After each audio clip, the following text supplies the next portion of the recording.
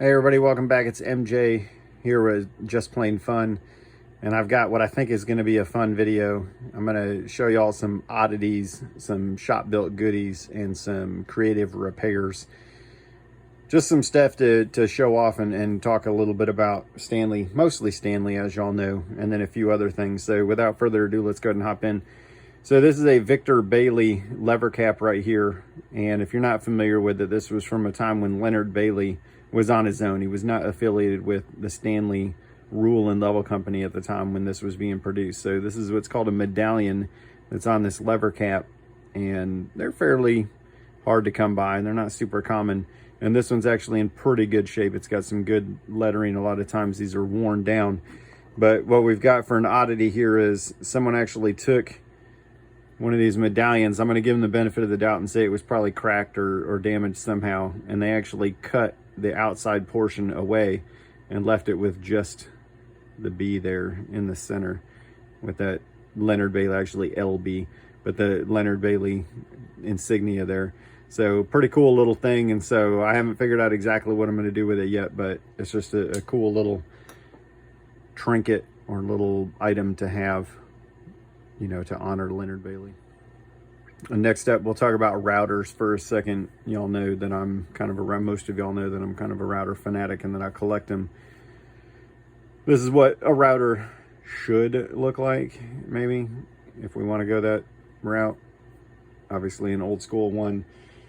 And if y'all have spent any time in the vice world, you know that a lot of times those guys that repair and restore vices, well, especially restore vices, they have a tendency to put their own spin on it, and that's what someone did with this router plane. I've showed it in another video, I think, but it's worth another look just because it's cool.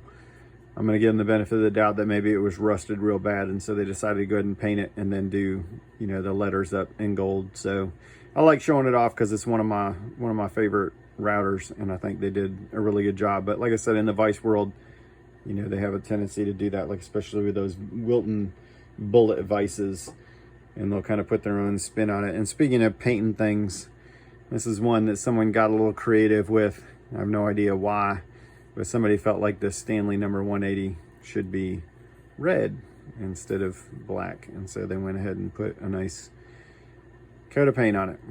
So pretty interesting stuff. And just as a little factoid on these, the 180 very, very similar to the 190. The only difference is the 180 did not have a spur, didn't have the nicker or the spur, and so you wouldn't be able to scribe a line with that prior to cutting your rabbet with that because no spur. But the Stanley didn't make these for too long, so they're not terribly common, but they're also not terribly desirable or collectible, so you really don't see them go for very much money. I'm going to talk about a couple of repairs real quick. Back in the day, they didn't have an MJ, they didn't have a Just Plain Fun back in, say, the 1910s, 1920s. Granted, you could still order some parts from Stanley, but it's not like these guys and gals were making buku money and they could afford to do that. And so you have to get creative with repairs. And then years later, when you couldn't get parts from Stanley and you didn't necessarily have a Facebook group that you could go on and just go buy some new parts, you had to repair what you had. So a lot of times you'll see this pretty common. This is brazing, where obviously the cheek was cracked and or broken, and so somebody went ahead and had it brazed. And if this is done well, it's pretty legit. It's a pretty legit repair, and those can definitely be used. You know, a lot of us in this day and age, we're kind of snooty, can I say that? And we don't like to see that. You know, most of us are gonna, and myself included, I'm guilty. I will retire a body in a heartbeat that's been brazed, and I'll find a good body and put the parts on it, or I'll cannibalize the parts and then sell them to you so that you get your plane back up and running.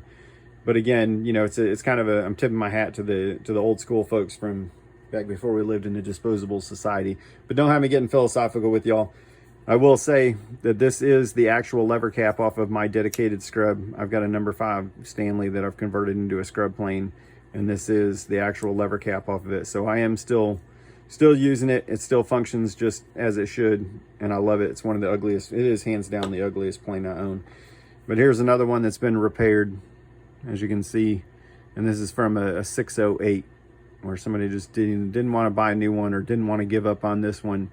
And believe it or not, you know, even with that tension spring being jacked there, this does actually still work. And so that's another fun one. I know I'm gonna have a hard time selling that, and I'm too snooty to put it on one of my own planes, but it's there, it's available if somebody wanted to save a whole bunch of money and wanted to get their 608 complete.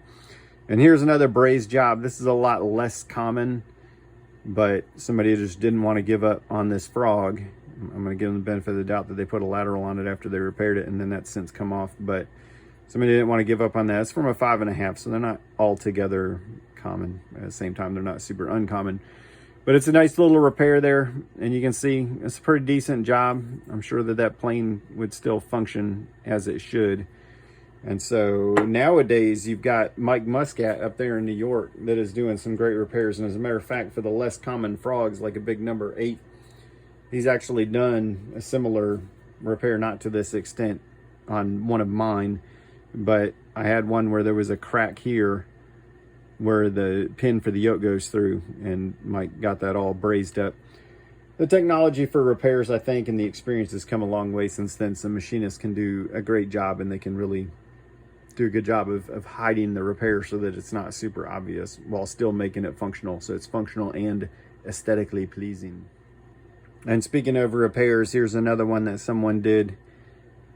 So this mouth was just completely blown out. I mean, it was destroyed, as you can see. I have no idea how that would even happen, what you would have to run that plane into in order to bust the mouth out like that. But that, to me, that looks almost like they had like molten aluminum or something, and then they filled it in under the mold. And when this plane came to me, the frog was still installed, and for all intents and purposes, it looked like the plane was still usable. Obviously, I'm in the parts business, so I have no problem retiring a body like that. And hopefully you don't either, or wouldn't either. But the parts that came off of it have lived on and lived to see another day. And now someone else gets to, you know, put those back to use. But a very creative repair. I thought that one was pretty cool and definitely worth making the video. And speaking of creativity, and then going back to the previous discussion about saving money, you got a file here, and the handle there obviously still good to go. But if you lost your handle, or if it broke, or some whatever happened, then I can actually remember my grandfather doing this when I was growing up. You just get an old corn stalk, or rather a corn cob, sorry. You get an old corn cob and put it on there, and this makes for a great file handle. You know, it's relatively comfortable. It's not, you know, it's not going to dig into your hand or anything, and there you go. So you've got a new handle, and that's pretty cheap. Doesn't get a whole lot cheaper than that. You probably would want to dry that out properly, but I mean, you can sit it out in the sun and it would dry right out, and then just slap it on your file and call it good to go. If you've watched my tote video from a while back, then you know about some of these tote repairs. And if you're a hand plane enthusiast, you know that one of the most common parts to break on a plane is going to be the tote or the handle, however you refer to it. And there's all manner of different creative repairs out there, from this one where I'm imagining that this craftsman was probably on the job. His plane probably fell off the bench and he picked it up, needed to go to work. You know, these were tools that folks used to actually make their living. So he grabbed some tape, and that's not just any tape. That's some kind of, I mean, it almost looks like gauze tape. I know that's not what it is, but it's a very different kind of, like a cloth type tape. But I just imagine somebody wrapping it around there, getting their tote bag together, and going back to work. So you gotta love that. You gotta respect that a little bit. And then this is a little bit more of a high class repair that was done by Ryan Powell. Hopefully he doesn't mind me mentioning him. But you can see the little racing stripe. He's got it blended in there pretty well, and then another stripe up here, and then a nice handle, or excuse me, a nice horn put on the top of it. So just a fantastic repair on that one. Did a great job, and I really like it. And if you've never had the pleasure of drilling out that hole before, I've tried it before and managed to jack it up. You really kind of need a jig to do it right. But I'll leave that to the experts like Gordon and Ryan and Will Walker down in Florida. But just a great repair there on that, and giving that tote or that handle another shot at life. And even though I've shown this in another video, I can't really talk about tote repairs without showing this one again. This is one that got a new horn, and we call this the Angel Tote because they look like angel wings right there, and just a fantastic, I mean, absolutely amazing job. It's hands down my favorite tote that I own. And put it on my Type 11 number 7 there. And the blade for that is actually off in Connecticut getting sharpened for me because I just don't have time to sharpen my own irons because I'm too busy selling parts to y'all and making YouTube videos. So thank you for that. This is another one of my favorites right here. This is an authentic 10.5 right here that I picked up at an estate sale a while back. I paid a whopping, I think $15, might have been $20. Pretty sure it was $15 for this. And just a wonderful, wonderful plane in great shape. I did very, very little to it. It was actually stored inside the house. So I did very little, almost nothing to it. And as you can see, it's got a nice patina to it. So a little 10.5, great job, or, great worker, great plane to have. This is a shop built 10.5 equivalent. So somebody took a Stanley number 3 and they actually cut out the cheeks there. And then they took an iron from a record plane and they modified it in order to be able to work. As you can see, they modified the lever cap here too. I would imagine that's to make it more aerodynamic. So as it's sliding through, the air can go around, slide right around there. That has to be what it was. So you got this record iron, and of course it's going to make me look silly trying to get it out, so I'm not going to. I usually just disassemble it further in order to get it out because that was one thing they didn't account for. They didn't make the hole in the cheeks very wide, but you get the idea. And I would actually put this reproduction 10.5, we'll call it a 13.5 there because it's a number 3 converted, but I would put this up against any 10.5 and it would do the job. It would do the work.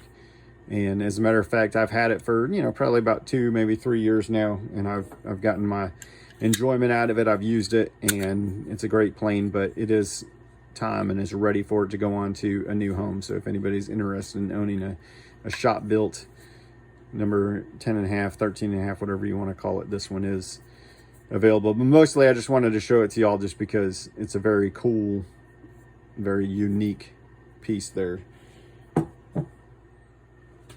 And as far as shop built stuff goes, I just thought y'all might find this interesting. Maybe you've seen something like this before if you follow other woodworkers on YouTube. Can I even still call myself a woodworker when I haven't done much in woodworking lately? Anyway, cool stuff there. Sorry, I got a little distracted there. So as you can see, this is a jig template, and so it's set up so if you've got a 2-inch iron that you want to set at 25 degrees for a plane, you can take your sharpening jig there and you just place it against there like so, and you get it lined up against the block, and then you're going to go ahead and tighten it down. It's tough to do on camera and holding that block up and all that kind of stuff, but you tighten that little dude in place, and then you can go to town on whether you use your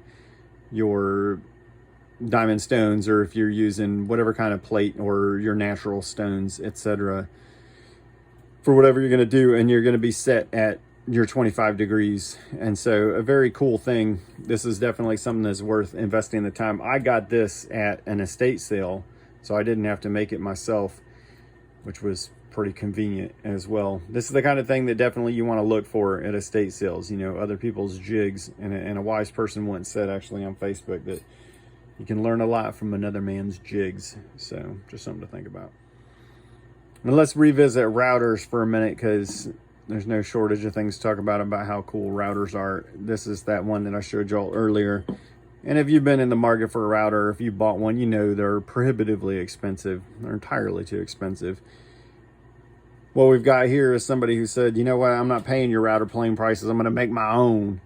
And so this is just a shop built router that somebody put together. I'm going to give them the benefit of the doubt that maybe they were some level of machinist, and maybe a little bit more adept with their metal work than their woodwork. I've got it on my list of things to do to make a new set of knobs for this someday, something that's a little bit more ergonomic. But I just like it because, of course, I collect routers, and it is a very unique piece. I don't know if you can tell how big it is. It's quite large, but just a very cool piece. It looks like it was fairly simple to make, drill a few holes, you know, probably used this as, you know, already manufactured like that. They just cut it down. I'm thinking this is aluminum, but it's just a very cool piece. And you could use an iron from another router plane, you know, or maybe buy one from Veritas or whatever the case. And you can see where it's got the notch that could be used with a regular router plane, but they've just got it clamped in there. So cool little piece there. If you've watched my tote video, you already know about this. This is an actual aluminum tote that Stanley made. These were introduced in the 30s. I'm pretty sure it was 1931. And they were marketed to schools because these young kids had a tendency to knock planes off the bench and break rosewood totes. And so started putting out these aluminum ones and marketing them to schools. Well, somebody out there, no idea who, decided to go ahead and make cast knobs here. And so this is cast out of aluminum. I'm guessing that they took another knob, made a mold, and then, you know, filled it with aluminum and cast this out of it. So I was fortunate enough to come across about 3 of these not too long ago, and I sold 2 of them, and then I kept one because I've kind of got it in my head that I'm going to take one of those Stanley A4s or A5s, and I'm going to put this on the front of it and put one of these aluminum totes on the back and make it an all aluminum plane, or at least as much of it as I can, you know, maybe everything except for the iron itself and maybe those screws, but y'all get the idea. And it won't be unique. I think Bill Carney has actually already made one, but it would just be a cool thing to have. And again, shop built stuff like that just intrigues me. I think it's pretty cool. If you follow me on Facebook, you know, or you probably saw that not too long ago, maybe a couple weeks ago, I put the call out and asked, you know, where the wood turners are. Because if you're familiar with these block planes, whether you're talking about the 110s or if you're talking about the 130s, the 140s, you know that the most common, especially with these 110s and the 220s as well, one of the most common things to have happen is to have these knobs, the front knob break or crack or both, or just be missing. And if it's left out, you know, and the plane is left to the elements, then the wood, of course, is going to rot. And so it's pretty hard to find an authentic, original rosewood knob. This one is one that I'm fortunate enough to own that actually goes with this 130 right here. But I ran out. As a supplier of hand plane parts, I ran out. And so I put the call out. I asked around and said, you know, who would be willing or who would be interested in making some knobs. And I had a couple of people reach out, and I've had a couple of people make some really cool knobs, and some that are, you know, kind of figuring out their processes and stuff. There's another one that's off my 140.